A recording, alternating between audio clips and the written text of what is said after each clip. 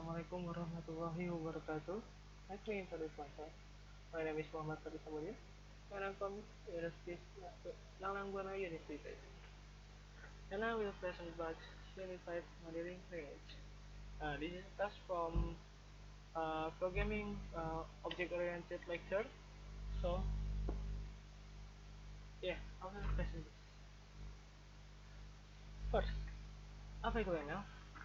ML adalah bahasa untuk menspesifikasi, memvisualisasi, membangun, dan mendokumentasikan artefak, bagian dari informasi yang digunakan untuk dihasilkan oleh proses pembuatan perangkat lunak. Artefak tersebut dapat berupa model, deskripsi, atau perangkat lunak dari sistem perangkat lunak, seperti pada pemodelan bisnis dan sistem non-perangkat lunak lainnya. Lalu, kegunaan UML apa sih? UML digunakan untuk memodelkan suatu sistem atau bukan hanya perangkat lunak yang menggunakan konsep representasi objek, dan juga untuk menciptakan suatu bahasa permodelan yang dapat digunakan baik oleh manusia maupun mesin.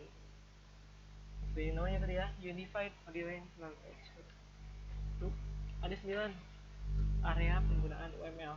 Yang pertama adalah sistem informasi perusahaan, yang kedua adalah sistem perbankan dan perekonomian, yang ketiga bidang telekomunikasi, yang keempat ada bidang transportasi, yang kelima ada bidang penerbangan, yang keenam ada bidang perdagangan, yang ketujuh ada bidang pelayanan elektronik, yang ke-8 ada bidang pengetahuan, yang ke-9 ada bidang pelayanan berbasis web terdistribusi. Nah, ini ada rangkaian diagram UML, di mana UML memiliki 8 diagram. Nah, yang pertama ini use case, the most popular diagram in UML. First experience I use this diagram is yesterday, about 1 week ago, in system informasi and business process lecture, membuat sistem waterfall di keadaan kedua, yaitu setelah analisis yaitu desain. Dan disuruh membuat suatu desain tentang use case diagram, dan itu sangat membantu untuk menggambarkan bagaimana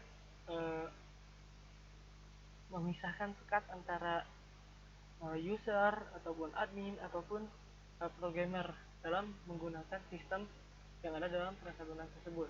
Lalu yang kedua ada class diagram, yaitu menggambarkan struktur statis class di dalam sistem. Lalu yang ketiga ada state diagram, menggambarkan semua state yang dimiliki oleh suatu objek dari situasi dan keadaan yang menyebabkan state berubah. Yang keempat ada sequence diagram, atau menggambarkan kolaborasi dinamis antara sejumlah objek. Seperti halnya, artinya dalam bahasa Inggris sequence. Sequence itu dalam pengalaman saya berbahasa Inggris itu tergantung pada waktu, sekuensial. Nah, makanya ini penekanan di diagram ini adalah waktu dan urutan. Lalu yang kelima adalah collaboration diagram.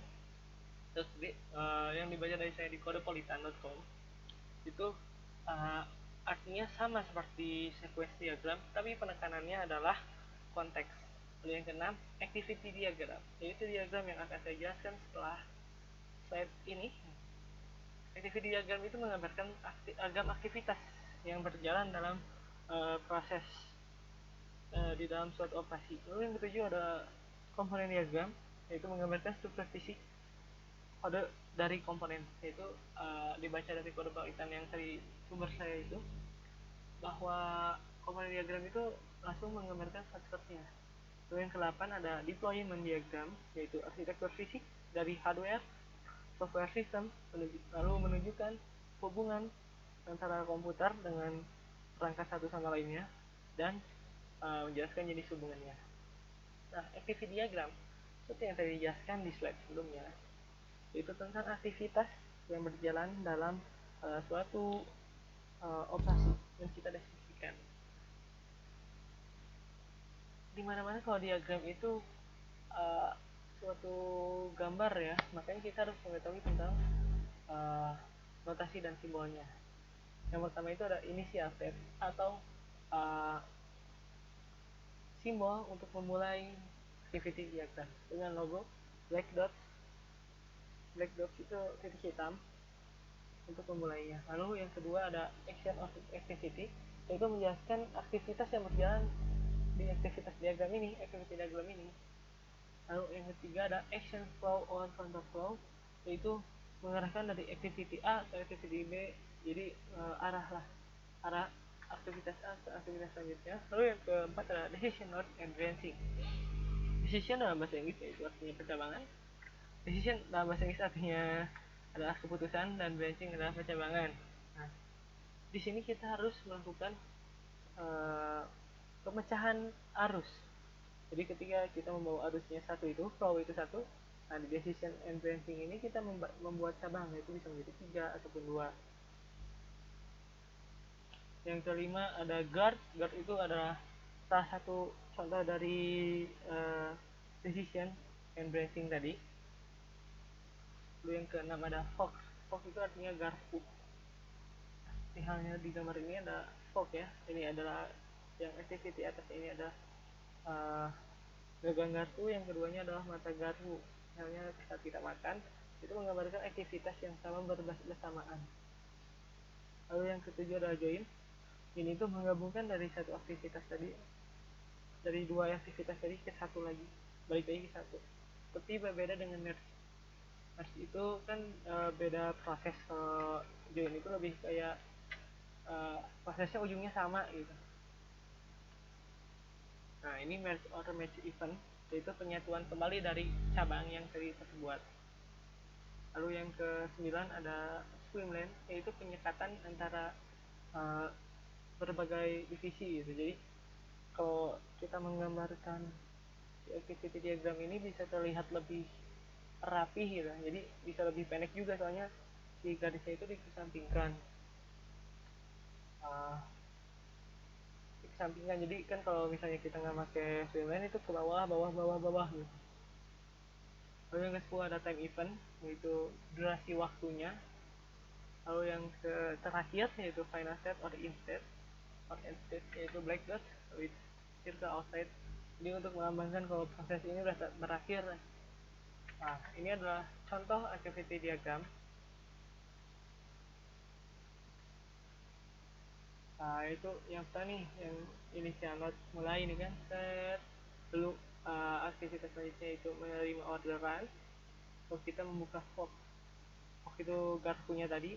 Nah, keduanya sama bersifat order.